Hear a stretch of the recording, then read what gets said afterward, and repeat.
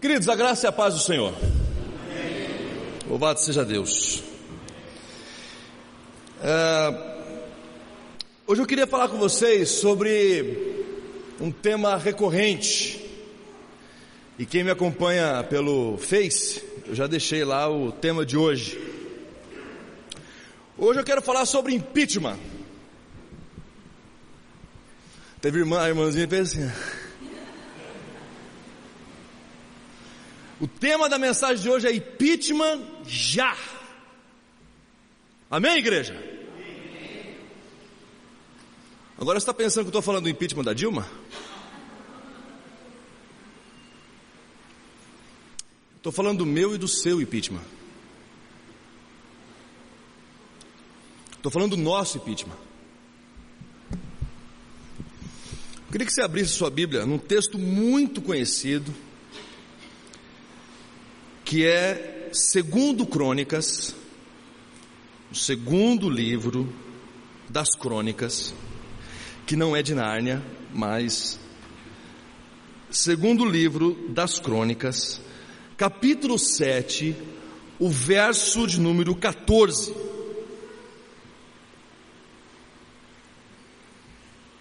Segundo Crônicas 7, 14. Para quem não sabe, 2 Crônicas fica depois de 1 Crônicas. Só para se situar aí. Se o meu povo, que se chama pelo meu nome, se humilhar e orar, buscar a minha face e se afastar dos seus maus caminhos, dos céus o ouvirei, perdoarei o seu pecado e curarei a sua terra. Em outras versões diz: se o meu povo que se chama pelo meu nome orar e me buscar e se converter dos seus maus caminhos, então eu ouvirei dos céus, perdoarei os seus pecados e sararei a sua terra. Hoje a gente teve uma manifestação nacional, uma galera nas ruas. Eu quero deixar uma coisa muito clara aqui para vocês. Eu sou a favor das manifestações. Eu participei das manifestações de 2013. Eu cantei um hino nacional ali na Praça Souza Andrade. Santos Andrade. Tá vendo? Curitibano sabe das coisas. Santos Andrade. Tinha muita gente. A gente cantou o hino nacional ali, a capela, foi um negócio maravilhoso, arrepiante. Só que a proposta que eu quero fazer para vocês hoje, que eu quero conversar com vocês hoje, é um impeachment que vai muito mais além do que simplesmente um governo, que vai muito mais além do que simplesmente a mudança dos líderes da nação. Eu acredito muito na questão que a corrupção do governo é apenas e tão somente a ponta de um iceberg, que desce até uma certa profundidade e que ninguém está vendo, ou ninguém está fingindo, ou a pessoa está fingindo que não está vendo. E esse texto aqui está num contexto de consagração do templo de Jerusalém. O templo construído pelo rei Salomão. No capítulo 6, Salomão faz uma oração. E no capítulo 7, você tem a resposta dessa oração, dessa entrega que Salomão faz do templo. É Deus falando com Salomão aqui, dizendo que se aquele povo que se chamava povo de Deus, por isso que ele disse: o meu povo que se chama pelo meu nome, que se diz que é meu, se humilhar e orar, buscar a minha face e se converter, ou se afastar dos seus maus caminhos. Ou seja, Deus estava falando para Salomão, para o rei, que haveria de ter, em primeiro lugar, uma mudança de governo da vida.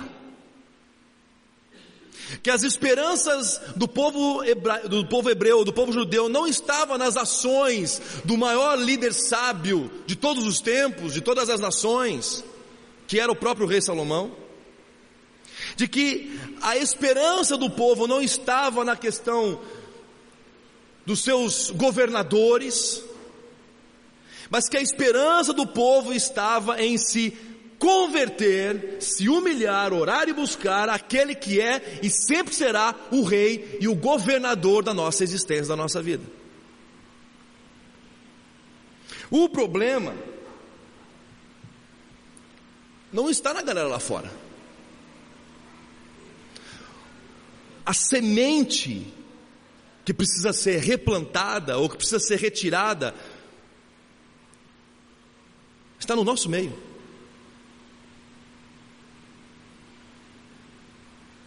A bancada evangélica nos representa de maneira humilhante.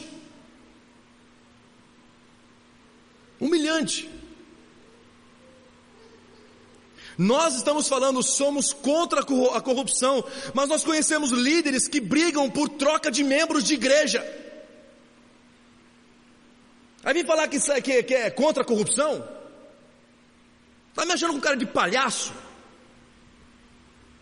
Às vezes eu pareço que eu sou palhaço, mas não sou não.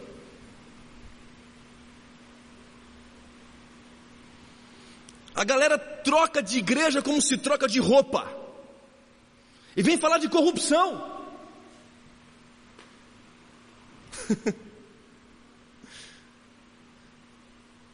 Galera vem falar de corrupção, mas como é que está a nossa vida de oração? A nossa vida de oração com Deus? Como é que está a nossa devocional? Nós somos um povo chamado o povo da Bíblia. Amamos de fato a Bíblia. Quanto tempo passamos lendo, estudando e obedecendo a Bíblia? E somos contra a corrupção. Somos nada. Queremos nos enganar o tempo todo, achando que o culpado está lá em cima, quando na verdade o culpado está aqui dentro. Paulo o tempo todo fala: o mal que eu quero fazer, o mal que eu não quero fazer, esse eu faço, e o bem que eu quero fazer, esse eu não faço. Maldito o homem que sou. Paulo reconhece, o apóstolo reconhece que ele é um homem mau, um homem em pecado. O problema é que quando a gente se converte, a gente acha que o pecado se afastou da gente. A gente acha que depois da cerimônia do batismo, a gente acha que aconteceu uma...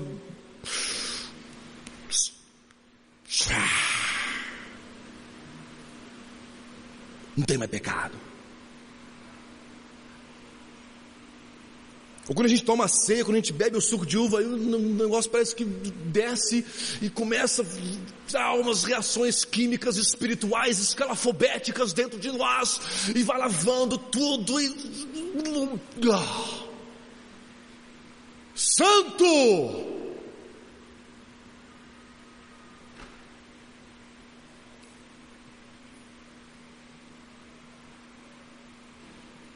O nosso almoço de domingo para falar da equipe pastoral mostra bem como você é contra a corrupção. O almoço, quando se reúne para falar da igreja, mostra bem que nós somos contra a corrupção. É uma piada, porque isso a gente tem que rir. Aí vem me falar que o problema está na Dilma. Aí vem me falar que o problema está no Senado, no Renan Calheiros.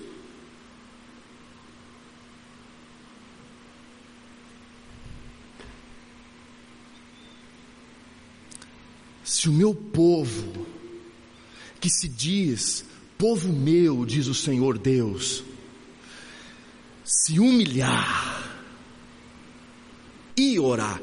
É interessante que aqui Deus não está levantando alternativas, é tudo um conjunto só. Por isso que eu coloco como primeiro ponto aqui a mudança de governo da vida. É tudo.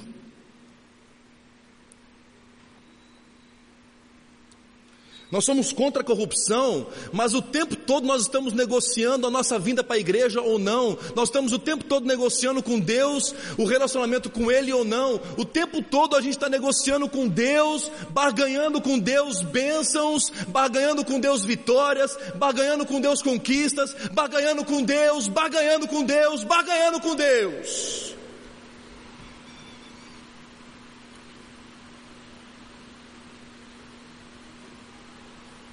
E nós somos contra a corrupção. Interessante que o último ponto que Deus fala para Salomão aqui, o último ponto,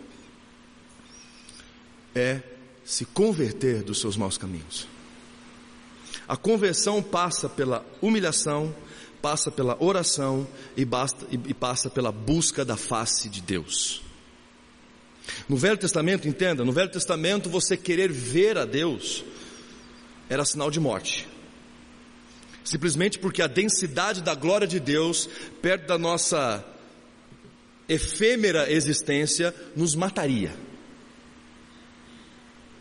Por isso que no Velho Testamento, o só pedir, como Moisés fez, pedir para ver o rosto, para ver a Deus, era sinal de morte, era pedir para morrer.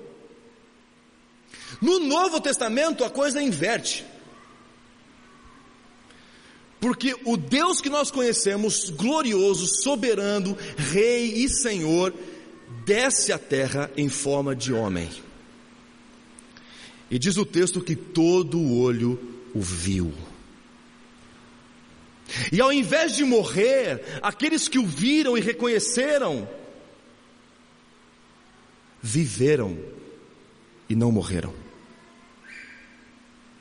Ao invés do sinal de ver a Deus causar a morte, agora no Novo Testamento o fato de nós queremos e ansiarmos ver a Deus não é mais sinal de pedir a morte, mas é de pedir a vida. Por isso que não é errado hoje nós cantarmos músicas que dizem: Senhor, eu quero te ver, porque essa afirmação está carregada com esse significado. Nós queremos vida, nós queremos olhar para aquele que é o gerador, que é o autor, que é todo o criador da vida, o sustentador da vida.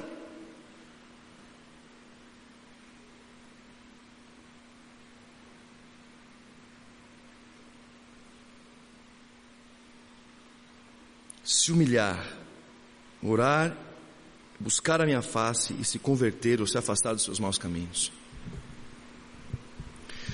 Nós entramos num momento muito delicado da nossa história, porque ao mesmo tempo que eu acho justíssimo, eu acho mesmo, nós irmos às ruas e pedir que os nossos representantes sejam coerentes, esses representantes olham para nós e dizem: sejam coerentes também. Então, nós estamos numa linha muito tênue, nós estamos numa linha também muito tensa, em que qualquer escorregão de ambas as partes é motivo de falação, e não é essa a proposta de Deus. A proposta do Redentor é uma proposta de amor. Amai os vossos inimigos e orai por eles. É amar e orar pelos nossos governantes. Não é ficar olhando para perceber quem que vai escorregar primeiro, quem que vai cair primeiro, para a gente poder tocar e tacar pedra primeiro. Não é.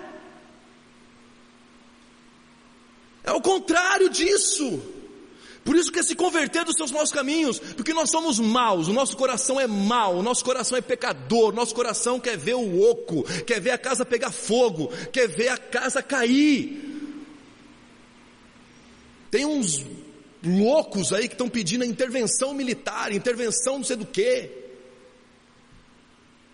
uns doidos varridos aí, depois fala que o pastor Cris é maluco. Meu Deus do céu, eu, em comparação com esses caras aí, eu sou o cara mais são da terra.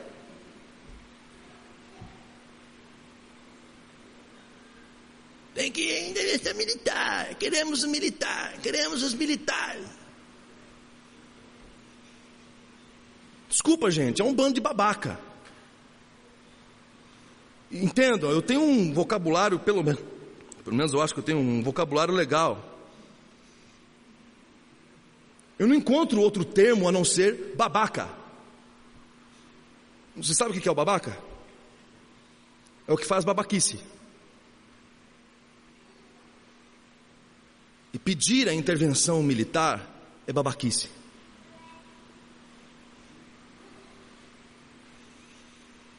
E isso me leva para o segundo ponto aqui da nossa meditação de hoje, que além da mudança do governo da vida,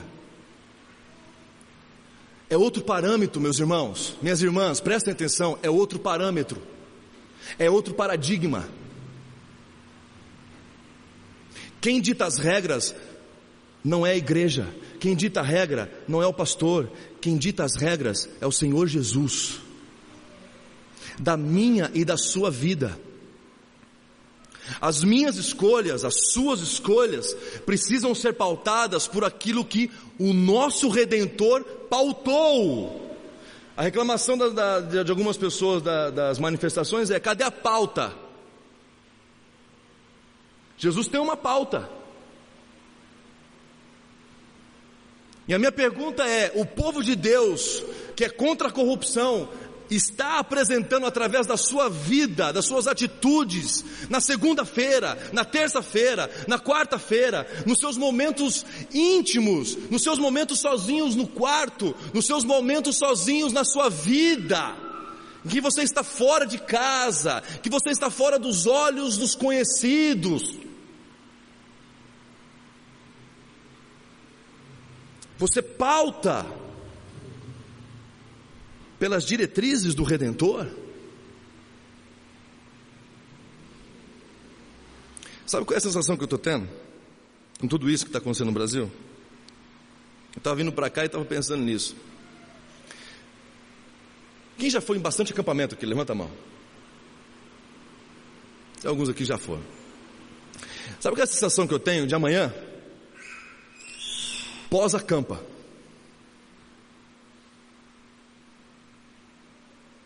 Os caras voltam do acampamento assim. Os caras querem mudar o mundo.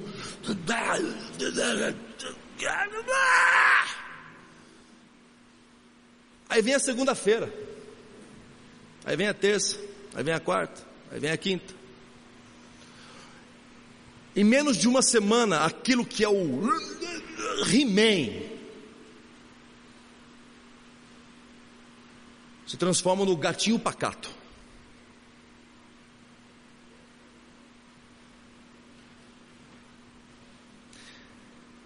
Sinceramente, depois de todo esse barulho que eu acho necessário, eu acho que a água bateu ali nos governantes. Bateu. Quem viu o pronunciamento da presidente sabe o que eu estou dizendo. Ela disse que ela sentiu. Para bom entendedor, meia palabaça.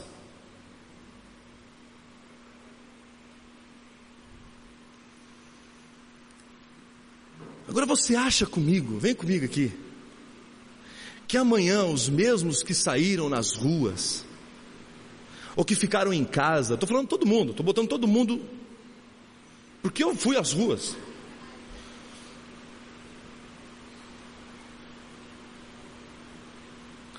vai, ao ver o sinal amarelo, acelerar ou parar?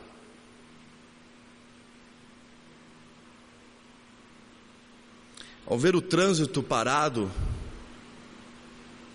vai querer, enfim, enfiar o seu carro onde der?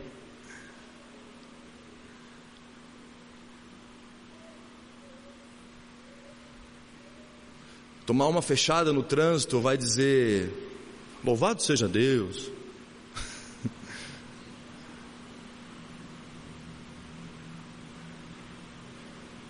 E somos contra a corrupção.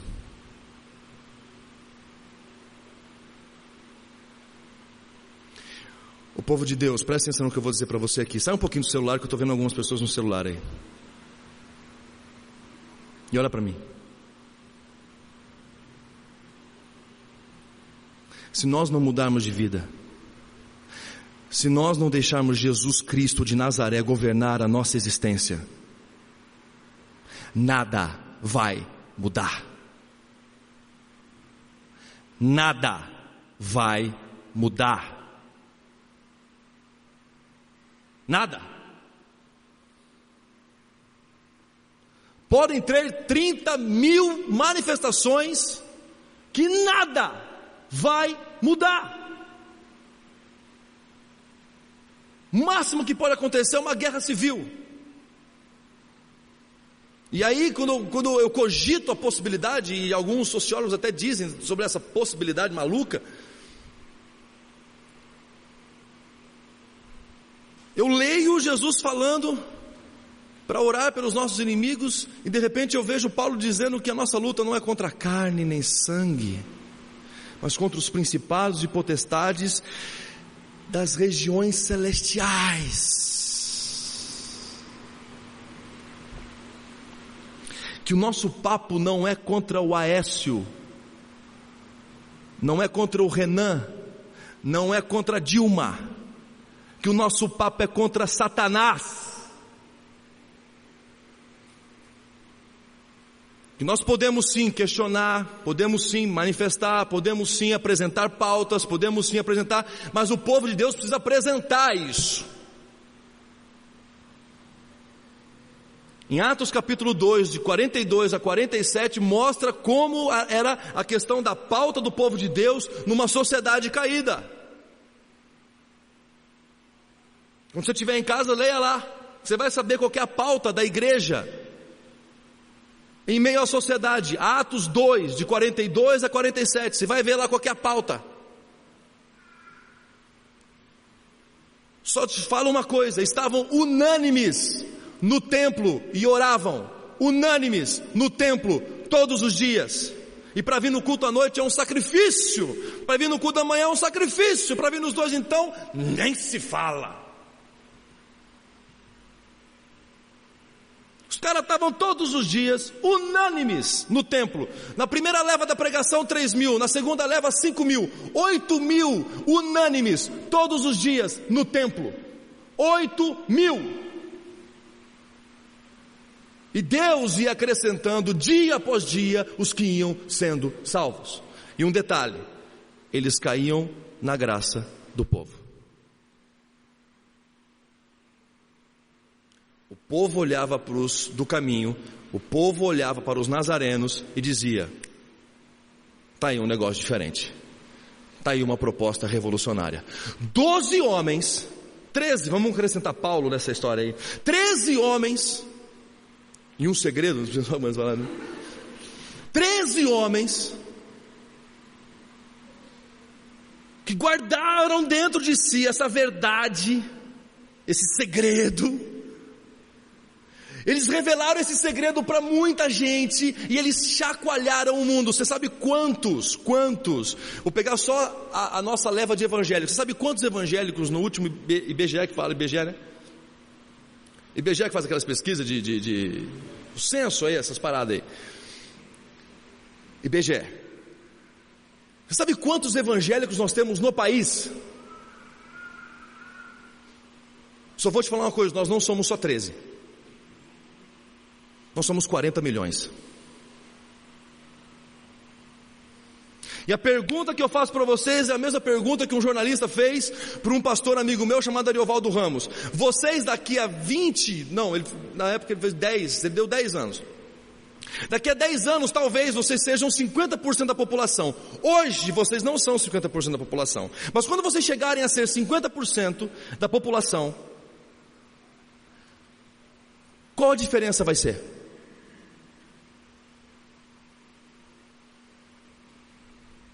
Nós somos em torno de 200 milhões de brasileiros, certo? 40 milhões daria o quê? 20%? 20%.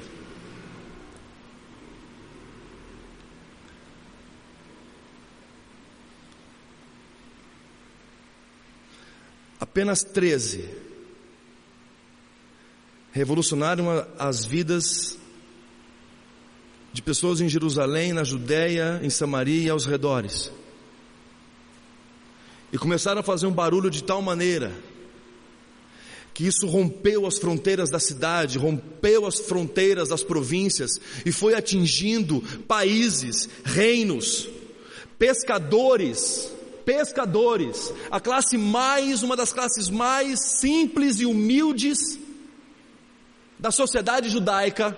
Pescadores eram levados diante de autoridades, de Césares,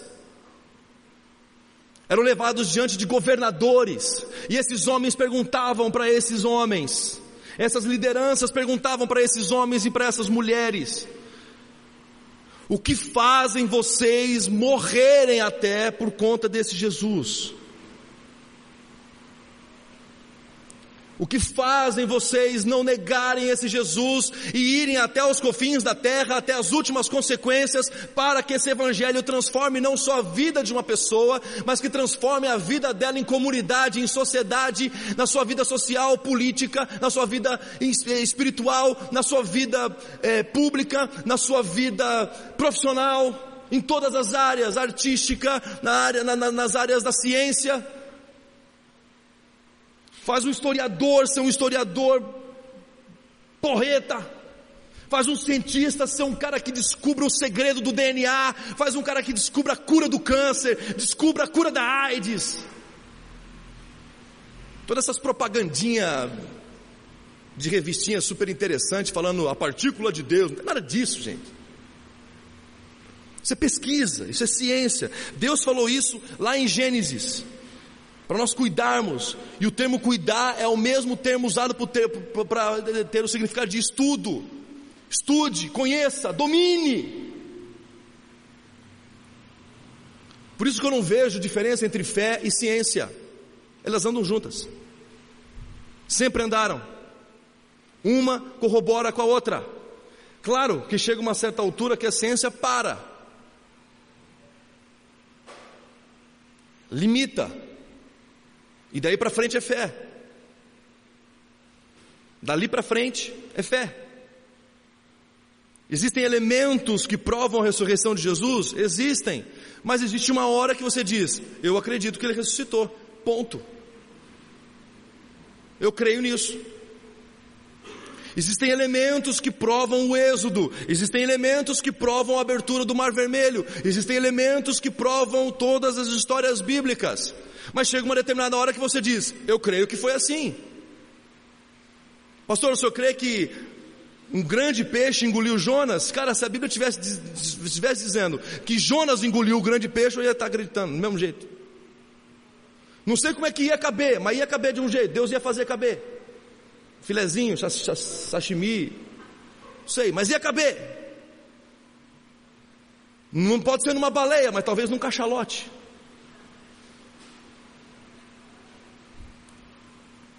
Até porque a Bíblia não fala da baleia, tá? Jonas também podia ser aquele cara que, sei lá, não fez cirurgia de estômago. Você quer ver um assunto, uma pergunta que eu fiz esses dias para os jovens, assim, só para vocês terem uma noção de como a gente às vezes está fraquinho, questão de Bíblia, apenas uns detalhes. Elias subiu ao céu numa carruagem de fogo, certo? Não foi?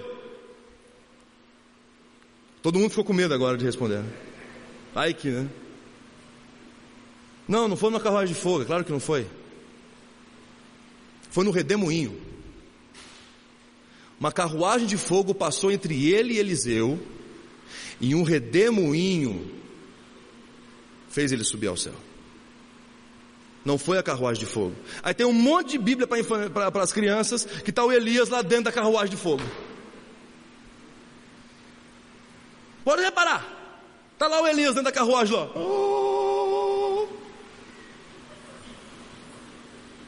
Na carruagem de fogo. Bíblia errada.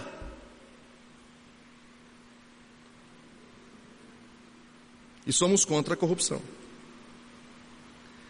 Em segundo lugar, meus irmãos, nós não precisamos de uma intervenção militar, nós não precisamos de uma intervenção, seja ela qual seja, nós precisamos urgentemente de uma intervenção divina.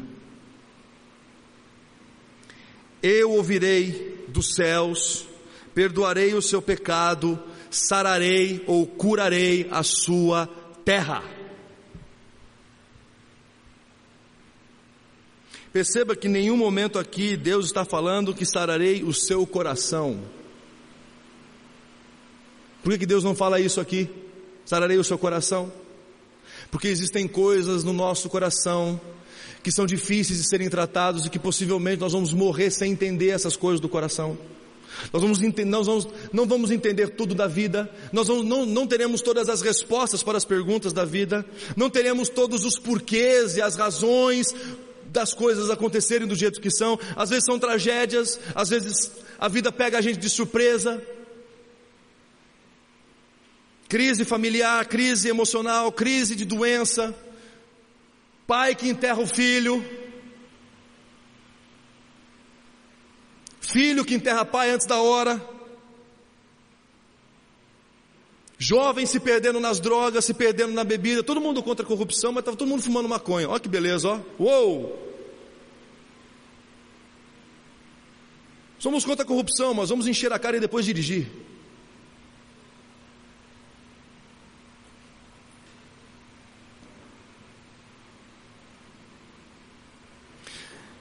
Existem coisas que nós precisamos tratar apenas com Deus. E existem coisas que nós só precisamos tratar conosco mesmo. Deus não intervém. É responsabilidade nossa. Humilhar, orar, buscar a face, se converter dos seus maus caminhos, é responsabilidade nossa.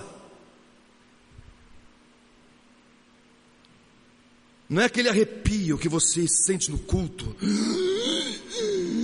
Agora eu me converti. Uou! Uou!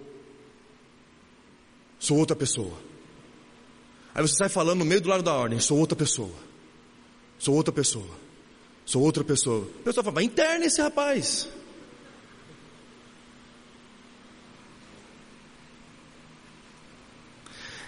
Nós dizemos para nós mesmos: sou contra a minha corrupção,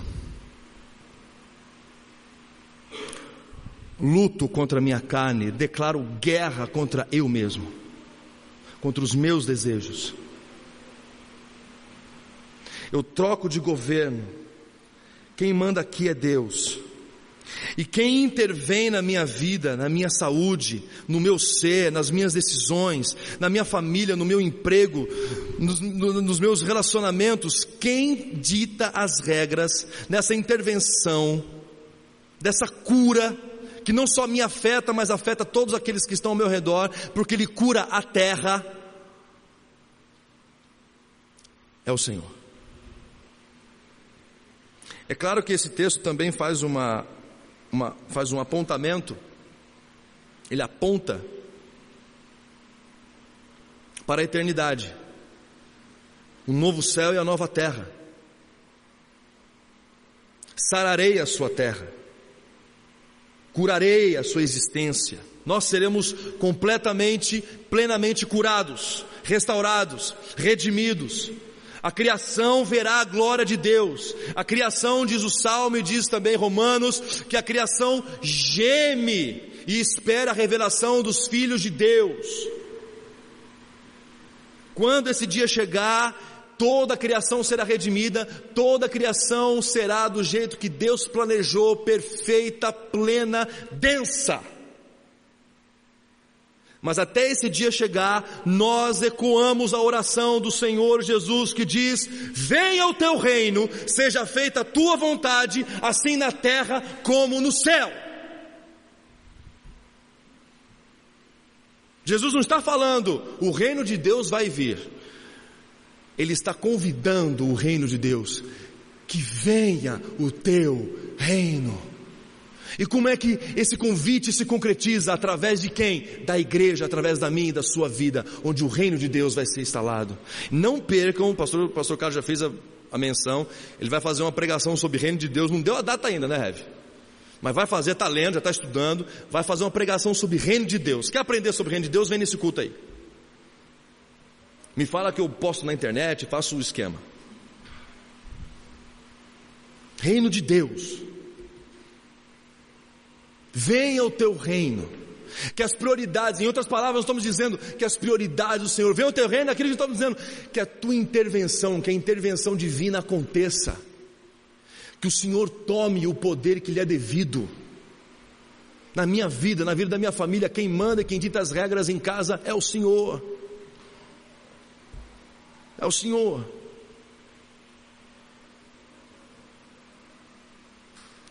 Venha o teu reino através da minha vida, das prioridades da minha vida. O teu reino é minha prioridade. As tuas prioridades são as minhas prioridades, Senhor. Onde é que o Senhor quer que eu invista o salário que o Senhor me deu?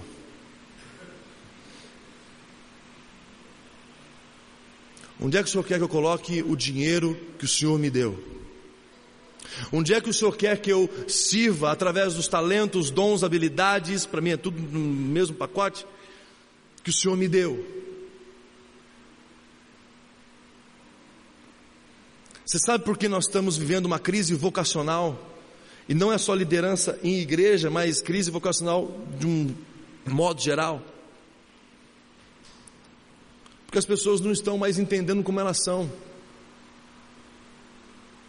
Elas estão vivendo o dia.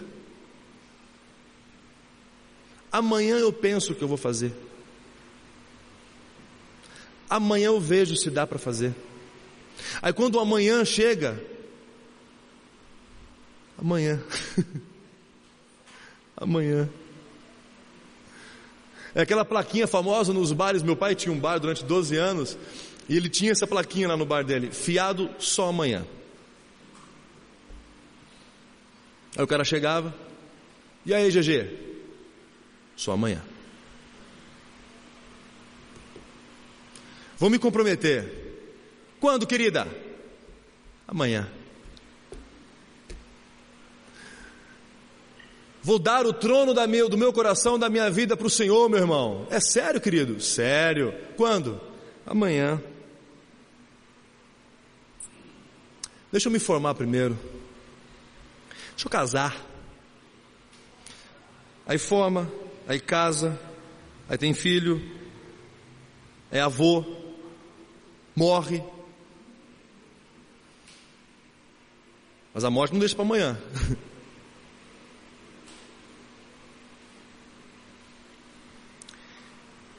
Nós temos um Deus que escuta as nossas orações, porque Ele diz: eu ouvirei dos céus. Nós temos um Deus que perdoa os nossos pecados, perdoarei o seu pecado. E olha que interessante, Deus está falando dos pecados da nação. Não só os nossos pecados individuais, mas Deus está falando: eu perdoarei os pecados da nação. Imaginem Deus no Supremo Tribunal Federal dizendo para todos aqueles que nós queremos fora, dizendo: estão perdoados os seus pecados.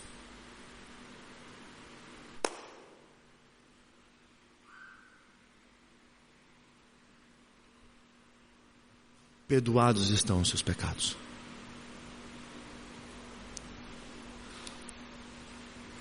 E por último ele diz: curarei, ou em outras versões, sararei a sua terra. É de dentro para fora, queridos. É de dentro para fora, queridas. E sabe o que mais me angustia? Amanhã eu e você nós vamos esquecer dessa mensagem.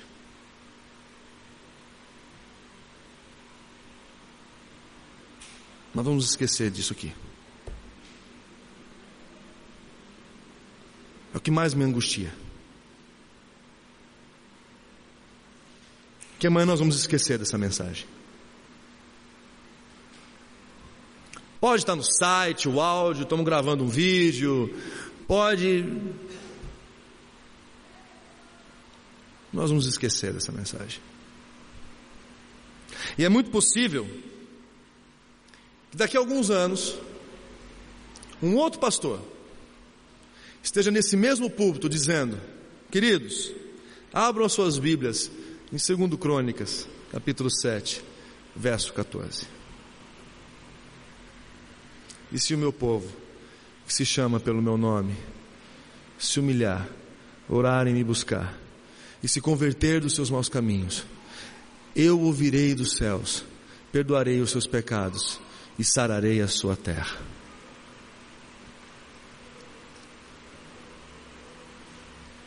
Até que esse dia chegue, eu quero convocar você em nome de Jesus a se converter, a se humilhar, a orar e a buscar a face do Senhor.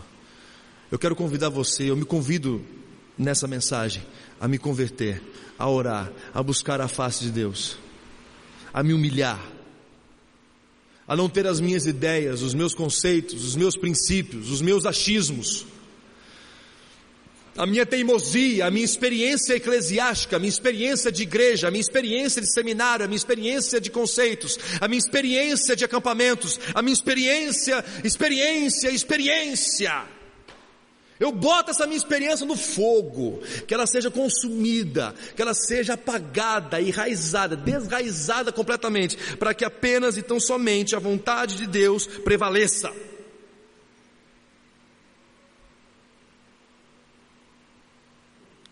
Você quer um impeachment? Comece com a sua vida. Tire você do controle. Tire você do controle da sua vida, do planejamento da sua existência. Diga para você mesmo: impeachment já para você, cristiano. Manda nada não, moleque. Quem manda aqui é o Senhor. Manda nada. Quem dita as regras é o Senhor e Salvador. Eu vou terminar contando uma experiência muito bacana que aconteceu no nosso acampamento esse ano. A gente tinha preparado para terça-feira, a última manhã do acampamento, uma cerimônia de lava-pés. E eu iria apenas lavar os pés dos líderes do acampamento.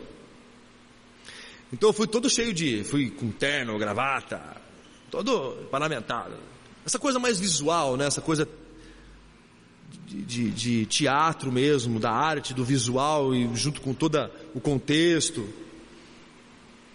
Eu disse, e o pessoal me olhava assim, porque eles nunca me viram de terno e gravata no acampamento. Terno e gravata, não, hoje tem ceia. Aí o pessoal, tá bom. Todas as outras ceias que a gente fez no acampamento, eu nunca estive de terno e gravata, mas naquele dia, mas o que você está tendo? Aí eu disse, olha gente, nós estamos aqui na última manhã do acampamento, eu queria dizer para vocês que eu preparei uma mensagem, tinha preparado mesmo, mas eu não vou falar não. Eu vou fazer o que essa mensagem diz. Eu comecei a tirar o tênis, a meia, tirei o terno, tirei a gravata, desabotoei a camisa, arregacei um pouco as mangas, trouxe um pouco da calça para cima do joelho, peguei uma toalhinha, uma bacia, chamei um líder e tirei de dentro da camisa, eu tirei uma esponja com um formato de coração. E comecei a lavar os pés daquele líder. E qual era o planejamento e a coisa? Era o número de bacias e o número de esponjas referentes aos líderes do acampamento. E qual que era a ideia? Eu terminava de lavar o pé dele, abraçava, orava com esse líder e dizia, vá e faça o mesmo lá fora. O que aconteceu? Esses caras começaram a lavar os pés uns dos outros. Jovens, adolescentes, líderes, não líderes, discipuladores e discipulandos, um lavando o pé do outro, um lavando os pés um do outro. E eu olhei para uma das organizadoras e disse, esponja, ela disse, não tem. E bacia, ela disse, também não tem. Como é que a gente faz, Cris? Eu, não sei. Eu só posso dizer para vocês que saiu bacia não sei da onde e saiu esponja não sei da onde. Eu só sei que de 12 esponjas o negócio multiplicou para 80. Eu não sei de onde saiu tanta bacia, eu só sei que de 7 bacias o negócio foi para quase 20 bacias. e todos os pés foram lavados, relacionamentos ali, até mesmo entre alguns jovens, foram restaurados. Foi um momento muito precioso. E por que eu estou contando isso para você? Porque chegou uma hora em que eu entendi que o leme não estava mais nas minhas mãos, que eu percebi que a direção naquele momento não estava mais no meu controle. É isso que precisa acontecer comigo e com você todos os dias. Perder o controle do leme, perder o controle da direção. É Ele que faz, é Ele que bomba, é Ele que acontece. Que Deus nos abençoe, queridos. E por mais que às vezes eu me angustie, tendo alguma perspectiva que amanhã você esqueça dessa mensagem, por favor, que alguma coisa, em nome de Jesus, ecoe, frutifique e encontre solo fértil no teu coração, em nome de Jesus.